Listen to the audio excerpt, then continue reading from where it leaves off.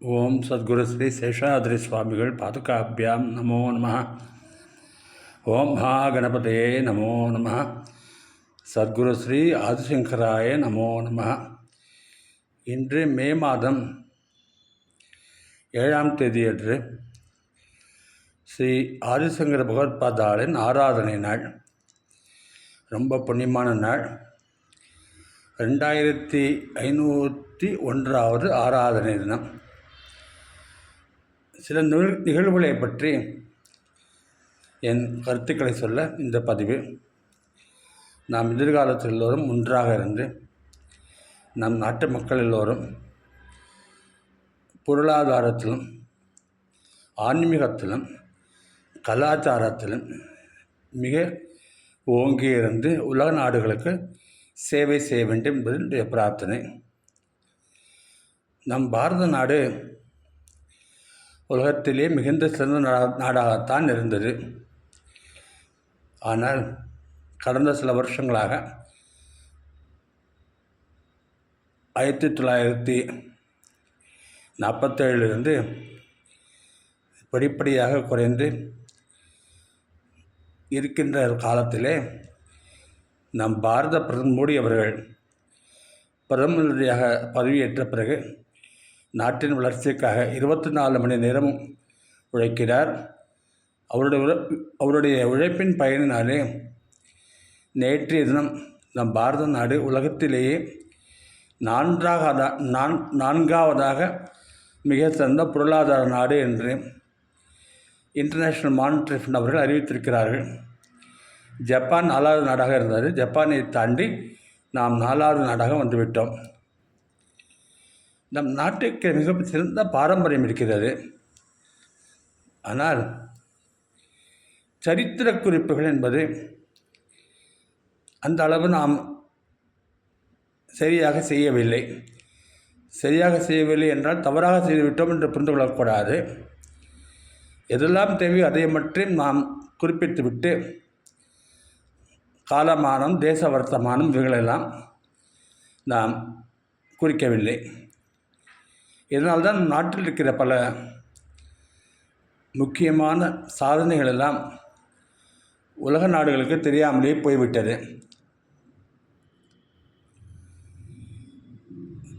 சென்னையிலே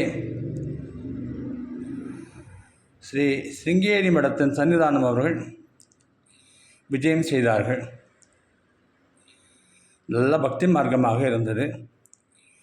நிறைய கோயில்களிலே கும்பாபிஷேகம் நடந்தது. நிறைய யாகங்கள்லாம் நடந்தது. நிறைய அனுகிரக பாஷமெல்லாம் கேட்கக்கூடிய பாக்கியத்தை நாம் அடைந்திருந்தோம். அப்படி இருந்தாலும் அவர் சொன்ன ஒரு விஷயம் சற்று நிழலாகத்தான் இருந்தது.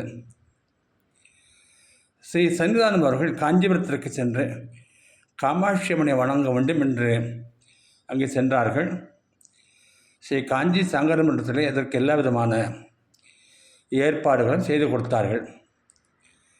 அதற்கு பிறகு ஸ்ரீ சன்னிதானம் அவர்கள் ஸ்ரீ ஆதிசங்கரர் ஏற்படுத்திய மூலாம் இருப்பிடத்திலே தென்னகத்திலே சிங்கேரி ஒன்றுதான் என்று சொல்லிவிட்டார். இப்படி அவர் சொன்னது ஸ்ரீ காஞ்சி மடத்தை சேர்ந்த பக்தர்களுக்கெல்லாம் சற்று வருத்தமாகத்தான் இருந்தது. இதை பற்றி சில விஷயங்களை சொல்ல வேண்டும். ஸ்ரீ ஆதிசங்கரர் அவதாரம் செய்தது இயேசு கிறிஸ்துவ பிறப்பிற்கு 500 வருடங்களுக்கு முன்னால். 32 வயது தான் அவர் ஜீவதசையிலே இருந்தார். அந்த காலத்திலேயே அவர் சங்கரமடங்களை எல்லாம் ஏற்பாடு செய்துவிட்டார். தாபனங்களை எல்லாம் ஆரம்பித்து விட்டார். 4 மாத்திரமல்ல, பல ஸ்தாபனங்கள் இருக்கின்றன. சங்கரமடங்கள் என்று இருக்கின்றன. ஒவ்வொன்றுக்கும் ஒரு பேர் இருக்கின்றது. ஆனால் சரித்திரத்திலே இவைகளை எல்லாம் சரியாக குறிப்பிடப்படாததால் 7வது நூற்றாண்டிலே வாழ்ந்த பெரிய மகாபுருஷர், சங்கராச்சாரிய பரம்பரையில் வந்தவர் அபினவ சங்கரேந்திரர் என்பவரைத்தான் பல சரித்திர ஆசிரியர்கள் ஆதிசங்கராக நிறுத்தி கொண்டு விட்டார்கள். அந்த அபினவ சந்திரசேகர சரஸ்வதி சுவாமிகள் மிகவும் தவம் செய்தவர். அவரும் பாரத நாடு முழுவதும் திக்விஜயமெல்லாம் செய்திருக்கிறார். அவரை தெய்வமாகவே போற்றி வந்தார்கள். அப்படிப்பட்டவரும் தன் கடைசி காலத்திலே இமயமலையிலுக்கு சென்று அங்கு சித்தியாகிவிட்டார். சிங்கேரி மடத்தை பொறுத்த வரைக்கும் இயேசு கிறிஸ்துவுக்கு முன்னாலேயே ஆரம்பித்திருந்தாலும் நம் நாட்டினிலே வேறு வேறு மன்னர்கள் ஆட்சி புரிந்தார்கள். எல்லோருமே கடவுள் பக்தி உள்ளவர்கள் அல்ல. வெளிநாட்டிலிருந்து வேறு மன்னர்கள் ஆட்சி புரிந்திருக்கிறார்கள். இஸ்லாமிய மன்னர்கள் இருந்தார்கள், கிறிஸ்துவத்தை சார்ந்த மன்னர்களும் இருந்தார்கள். இப்படி இருக்கிற போது நம்முடைய பிராச்சீனமான ஸ்தாபனங்கள் எல்லாம் நலிவுற்று இருந்தது. பல கோயில்கள் சூறையாடப்பட்டது. அம்மாதிரி தருணத்திலே சிங்கேரி மடத்திலும் ஒரு தொய்வு ஏற்படுத்தியிருக்கலாம். அது என்ன என்பது சரித்திரத்திலே சரியாக கருத்து சொல்லப்படவில்லை.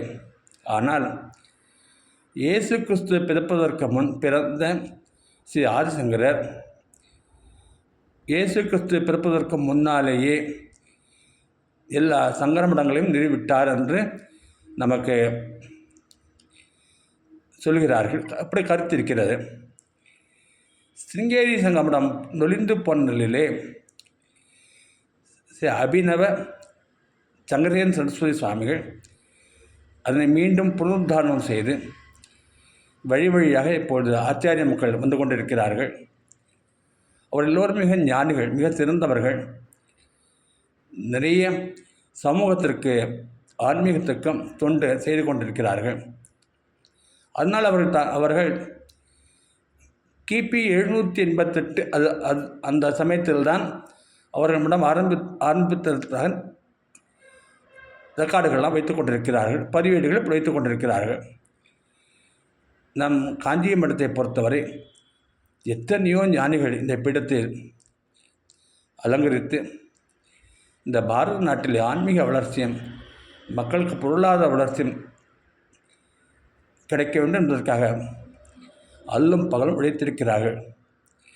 பகவன் நாம போதை என்றான் என்று நாம் சொல்கிறோம். அவரும் காஞ்சி மடத்தை சேர்ந்த சங்கராச்சாரியார் தான். அவர்தான் ராமநாமாவை அந்த பெருமையை எல்லாம் நன்றாக ஸ்தாபித்தார்.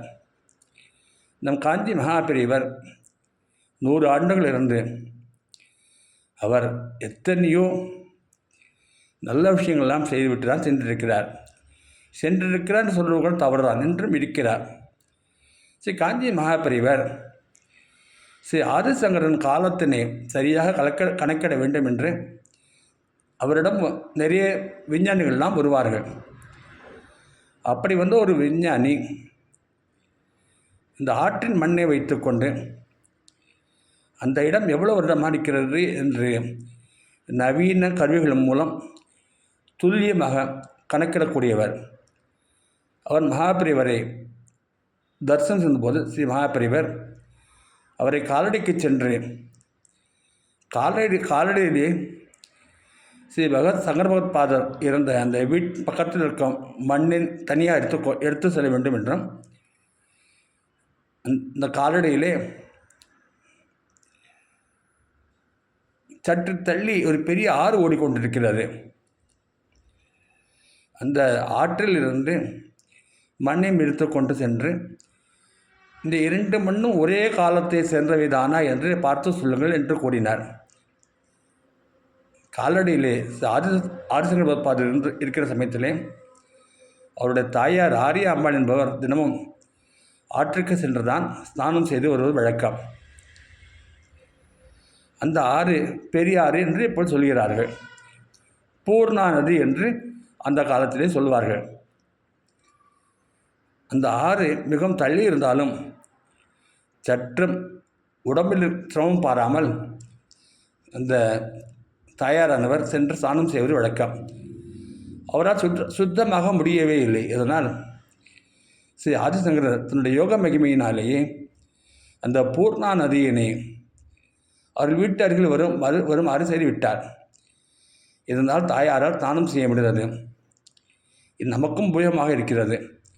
இப்பொழுது அந்த விஞ்ஞானியானவர் அந்த மணலை தனித்தனியாக எடுத்து சென்றார் அல்லவா, திரும்ப ஸ்ரீ காஞ்சி மகாபெரியாவிடம் வந்து இந்த மண்ணானது இயேசு கிறிஸ்து பிறந்ததற்கு ஒரு 525 வருடம் முன்னால் இருப்பதும் தெரிகிறது. நடு ஆற்றிலிருந்து எடுத்து வந்த மண்ணானது பல 1000 வருடங்கள் முன்னதாகவே இருப்பதாக தெரிகிறது என்று சொல்லிவிட்டார். இது நமக்கு நன்றாக தெரிகிறது. ஸ்ரீ ஆதிசங்கரர் வாழ்ந்தது இயேசு கிறிஸ்துவிற்கு 500 ஆண்டுகளுக்கு முன்னால் தான் அவரோட அவதாரம் நிகழ்ந்தது என்று. இதன் இன்னொரு விஷயத்தையும் புரிந்து கொள்ள வேண்டும். ஸ்ரீ ஆதிசங்கரர் அத்வைதத்தை ஸ்தாபனம் செய்தார். அவர் அத்வைதத்தை ஸ்தாபனம் செய்தபோது அதற்கு முன்னால் இருந்த புத்த மதம் இவற்றையெல்லாம் கண்டனம் பண்ணி அந்த மதங்கள்லாம் நம் நாட்டில் விட்டு வெளியே செல்லுமாறு செய்துவிட்டார். இயேசு கிறிஸ்துவை தலைவராக கொண்ட கிறிஸ்துவ மதமும் இஸ்லாமிய மதமும் நம் நாட்டிற்கு 6வது நூற்றாண்டுக்கு முன்னாலேயே வந்துவிட்டது. அப்படி ஏற்கனவே நம் நாட்டில் இருந்திருந்தால் அதை பற்றியெல்லாம் சொல்லியிருக்க மாட்டாரா? இதிலிருந்து தெரிந்து கொள்ள வேண்டாமா? ஸ்ரீ ஆதிசங்கரர் கிறிஸ்டியானிட்டியும் இஸ்லாமும் இந்தியாவுக்கு வந்த பிறகுதான் இருந்தார் என்று சொல்வது எவ்வளவு அறியாமை! இது ஒரு முக்கியமான விஷயம். ஸ்ரீ ஆதிசங்கரர் 32 வயது தான் இருந்தார். அவர் ஸ்ரீ வேதவியாசர் அவர்கள் கௌடபாதர் மூலமாக ஸ்ரீ ஆதிசங்கர் குருவான கோவிந்த பாதருக்கு ஒரு விஷயம் சொல்லி அனுப்புகிறார். பிரம்மசூத்திரத்திற்கு ஸ்ரீ ஆதிசங்கரர் பாஷ்யம் செய்ய வேண்டும் என்று. ஸ்ரீ ஆதிசங்கர் பகவத்பாதர் சிறுவயதிலே சந்நியாசத்தினை ஏற்றுக்கொண்டு நர்மதா நதிக்கரைக்கு சென்று கோவிந்த பகவத்பாதரை சந்தித்து ஸ்ரீ கோவிந்த பகவத்பாதர் அவரை சிஷ்யராக ஏற்றுக்கொண்டு ஒரு 1.5 வருடம் அவரிடம் இருந்து அதற்கு பிறகு ஸ்ரீ கோவிந்த பகவத்பாதர் சொல்கிறார், என்னுடைய குருவான கௌடபாதர் ஸ்ரீ வேதவியாசரை சந்திக்க நேர்ந்தபோது ஸ்ரீ வேதவியாசர் அவர்கள் நீங்கள் தான் பாஷ்யம் செய்ய வேண்டும் என்று சொல்லியிருக்கிறார் என்று சொல்கிறார். ஸ்ரீ ஆதிசங்கர் உடனே கிளம்பி காசிக்கு சென்று, காசி என்பது மிகுந்த புண்ணியமான நகரம், என்றுமே புனிதமான நகரம். அந்த காசியிலேயே மணிகர்ணிகா காட் என்று இருக்கிறது. அது மிகவும் புனிதமான இடம். அந்த இடத்திற்கு சென்று ஸ்ரீ வேதவியாசர் செய்த பிரம்மசூத்திரத்திற்கு பாஷ்யம் எழுதி அதை நன்றாக பரப்பி இன்று வரை அத்வைதம்தான் உலகில் இருக்கிறது. இந்த அத்வைதத்தினை ஆன்மீக பெரியவர்கள் மட்டுமல்ல, அறிவியலில் மிகுந்த உயர்ந்தில் இருப்பவர்களும் சரி, விஞ்ஞானிகளும் சரி, எல்லோருமே கொண்டாடுகிறார்கள். இந்த அத்வைதத்தின் ஒரு பகுதி தான் விசிஷ்டாத்வைதமும் துவைத்தமும். நான் ஏன் அப்படி சொல்கிறேன் என்றால், யாருக்கெல்லாம் அனுபவம் கிடைத்திருக்கிறதோ, யாருக்கெல்லாம் அத்வைத அனுபவம் சித்தியாக இருக்கிறதோ அவர்களெல்லாம் அத்வைதிகள். யாருக்கெல்லாம் சித்தியாகவில்லை அவர்கள் எல்லோரும் ஒன்றே விசிஷ்டாத் மார்க்கத்திலோ அல்லது துவைத மார்க்கத்தில் இருந்து கொண்டு அவர்களுடைய பூஜைகளாம் செய்து கொண்டு வருகிறார்கள். இது ஒரு பக்கம் இருக்க, நாம் செய்த மிகப்பெரிய தவத்தின் பயனாலே காஞ்சி சங்கர மடத்திற்கு 71வது பீடாதிபதியாக ஸ்ரீ சத்ய சந்திரசேகரேந்திர சரஸ்வதி சுவாமிகள் வந்துவிட்டார். அந்த இள வயதில் இருக்கும் அந்த ஞானியினுடைய அருளாலே நம் நாட்டிலே ஆன்மீகம் மிகவும் ஓங்கி வளர வேண்டும். ஆன்மீகம் மட்டுமல்ல, நம் நாட்டு மக்கள் எல்லோருக்கும், யாருக்குமே பசி என்பது இருக்கக்கூடாது. எல்லோருக்கும் பசியை புக்கிக்கொள்ள உணவு இருக்க வேண்டும். தங்குவதற்கு நல்ல இடம் வேண்டும், நீர் வேண்டும், நல்ல மாசு இல்லாத காற்று வேண்டும். இவைகளெல்லாம் நம்முடைய பாரத பிரதமர் மோடி அவர்களால் மிகுந்த முயற்சியினாலே நமக்கு மேலும் மேலும் கிடைப்பதற்கு நாம் எல்லோரும் பாடுபட வேண்டும். நாம் எல்லோரும் ஒன்றுதான், வித்தியாசம் ஒன்றும் இல்லவே இல்லை. யாருக்கெல்லாம் மனதில் தூய்மை இருக்கிறதோ, யாருக்கெல்லாம் கடவுள் கட்டளையிட்ட கர்மாக்களை செய்கிறார்களோ, யாரெல்லாம் கடவுளை வணங்குகிறார்களோ, இவர்கள் எல்லோரும் ஒரே குலத்தை சேர்ந்தவர்கள்தான். வேதத்திலும் சரி, பகவத்கீதையும் சொன்னது சாத்துர்வர்ணியம் யா சிருஷ்டம் என்று நான்காக சொன்னார்கள். சொன்னதற்கு காரணம் அவரவர்களுடைய அந்த எனர்ஜிஸ் என்று சொல்லுவார்கள் அல்லவா, அந்த சக்தியினை அவரால் எது நன்றாக செய்ய முடியுமோ அதை நன்றாக செய்ய வேண்டும் என்பதற்காகத்தான் பிரித்தார்கள். சுவாமி முதலாவது வர்ணமாக பிராமணர்களை சொன்னார்கள். பிராமணருக்கு மிக முக்கியமான கடமை வேதத்தை பாதுகாப்பது, வேதத்தில் சொல்லப்பட்ட அனுஷ்டானங்களெல்லாம் செய்வது, வேதத்தில் சொல்லப்பட்ட யாகங்களை எல்லாம் செய்வது. இதற்கு ஒரு வருடம் தான் சுவாமி அதை மறுபடியும் பிரித்து ஐயர், ஐயங்கார், மாதுர் என்றெல்லாம் வேறு ஒரு சமுதாயமாக பிரிப்பது யாருக்கும் உபயோகமே இல்லை, சமுதாயத்திற்கு கேடானது. சின்னங்கள் வேறாக இருந்தாலும் உள்ளம்தான் முக்கியம். சின்னங்கள் வேறாக வெளிப்படையாக தோற்றங்கள் இருந்தாலும் இந்த சின்னங்களினால் ஒரு அளவுக்குத்தான் நமக்கு உபயோகம். அதற்கு மேலே நல்ல சத்சங்கமாக இருந்து எப்பொழுதும் இறைவனின் நாமத்தையே சொல்லிக்கொண்டிருந்து கடமைகளை சரியாக செய்து தேசப்பற்றுடன் நாம் எல்லோரும் ஒன்றாக ஒன்று கூடி வாழ்ந்தால் நாம் சமுதாயத்திற்கு மிக சிறந்த பணிகளை செய்வதாக ஆகிறோம். அப்படித்தான் எல்லா வர்ணத்தவர்களும் யாருக்கெல்லாம் தோல் வலிமை இருக்கிறதோ அவர்கள் எல்லோரும் சமுதாயத்தில் மற்றவர்களுக்காக பாடுபட வேண்டும். யாருக்கெல்லாம் வியாபாரம் நன்றாக தெரியும் அவர்கள் எல்லோரும் கிடைக்கும் பொருள்கள் எல்லாம் வேறு இடத்திலிருந்து எடுத்துக்கொண்டு வந்து தேர வேண்டிய இடத்தில் சேர்க்க வேண்டும். இது மிக முக்கியமான விஷயமாக இப்பொழுது தெரிகிறது. இந்த தொண்டு சேர்வுகளும் அப்படித்தான். இன்றிலிருந்து நாம் எல்லோரும் ட்ரில் செய்ய போகிறோம். ட்ரில் என்ற போர் என்று வந்துவிட்டால் எப்படி நாம் நம்மை தயார் செய்து கொள்ள வேண்டும் என்பதற்காக பரிசோதனைகளாம் செய்யப் போகிறோம். கண்டிப்பாக போர் வரத்தான் போகிறது. 1947 செய்த தவறுக்கு ஒரு முடிவு காண வேண்டும். இந்த பாரதம் என்பது அகண்ட பாரதம். இது இந்த பாரதத்திலே இந்த ஜாதிக்கு இந்த மதத்திற்கு ஒரு நாடு, இந்த மதத்திற்கு வேறு நாடு என்று பிரித்து கொடுத்தது மாபெரும் தவறு. அந்த மாபெரும் தவறினை உபயோகப்படுத்தி கொண்ட சிலர் அப்பாவி மக்கள் மீது தங்கள் வன்மங்களை எல்லாம் காட்டிக்கொள்கிறார்கள். சுவாமியை காண்பதற்காக செல்லும் 26 பேர் மீது எப்படித்தான் கொல்ல வேண்டும் என்று அவர்களுக்கு அந்த வன்மமான எண்ணம் வந்ததோ இதையெல்லாம் வேரோடு நாம் பிடுங்க வேண்டும். நாம் எல்லோரும் ஒன்றாக சேர வேண்டும். அவர்களுக்கு தனித்தனி கடவுள்கள் இருக்கிறார்கள், தனித்தனி மதங்கள் இருக்கின்றன. அதனை அவர்கள் மதப்படி கடைபிடிப்பது எந்த விதமான தவறும் இல்லை. காஞ்சி மகா சுவாமிகள் காஞ்சிபுரத்தில் இருந்தபோது அவரிடம் கேட்டார்கள், இது மாதிரி மசூதி பக்கத்தில் இருக்கிறதே, காலை வேளையில் ஏதாவது சத்தம் வந்து கொண்டிருக்கமே, அதை மாற்றி விடலாமா என்று கேட்டார்கள். மகாபிரியர் சொன்னார், வரலாம் இல்லவே இல்லை. அவர் மசூதியிலே காலையிலே ஓதுவது எல்லோருக்கும் நல்லது செய்வதற்காகத்தான் என்று அறிந்து கொள்ளுங்கள் என்று சொன்னார். இந்த மக்களுடைய இந்த வேறுபாடுகள் மத உணர்வுகள்லாம் மிக நிறைய ஆகிவிடக்கூடாது. எல்லாம் ஒன்றுதான், ஒரே கடவுள் தான். யகோதேவ சத்விப்ரா பௌதா வதந்தி என்று வேதம் சொல்லியிருக்கிறது. ஆத்மாவனுடைய வெளிப்பாடு தான் இந்த வெளி பிரபஞ்சமும் எல்லா கடவுள்களும். இதை மனதில் நன்றாக நம்ம வைத்துக்கொள்ள வேண்டும். இந்த வேற்றுமைகளை நாம் சிலர் சொல்லும்போது அதனால் என்ன விளைவுகள் இருக்கிறதுன்னு தெரியாமலே செய்து விடுகிறார்கள். நாம் காஞ்சி சங்கரமடம் என்று சொல்கிறோம், சிங்கேரி சங்கரமடம் என்று சொல்கிறோம். 2 சங்கரமடமும் நல்ல வழிகளிலே மக்களை வழிநடத்தி சென்று கொண்டிருக்கிறார்கள். எப்பொழுதுமே இந்த பிரிவினை மக்கள் மனதில் இருக்கிறது. இந்த திருக்கோவில் என்ற மிக முக்கியமான ஒரு புண்ணிய கஷேத்திரத்திலே பெரிய மகான் இருந்தார், ஞானாந்தகிரி சுவாமிகள் என்று அவருக்கு பெயர். அவரிடம் ஒரு பக்தர் சென்றேன்.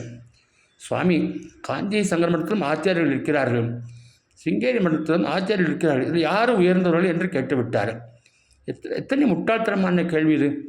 உடனே அவர் சிரித்து கொண்டே சொன்னார், காஞ்சி சங்கர மடத்தில் இருக்கின்ற சங்கராச்சாரியர்களும் சரி, சிங்கேரி மடத்தில் இருக்கிற சங்கராச்சாரியர்களும் சரி, நம்ம எல்லாம் மிக உயர்ந்தவர்கள், நாம் அவங்களை வணங்க வேண்டும் என்று சொன்னார்.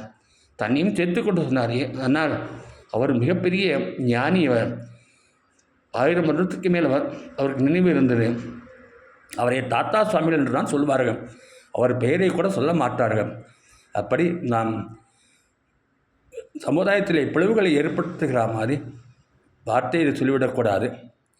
இது மிக முக்கியம். இது எல்லோரும் ஒன்றப்பட்டு நம் பாரத நாடு ஆன்மீகத்திலும் பொருளாதாரத்திலும் கலைகளிலும் மிக உயர்ந்து எல்லோருக்கும் சேவை செய்ய வேண்டும் என்று நான் பகவானை பிரார்த்தனை செய்கிறேன். எத்தனை கலைகள் இருக்கின்றன.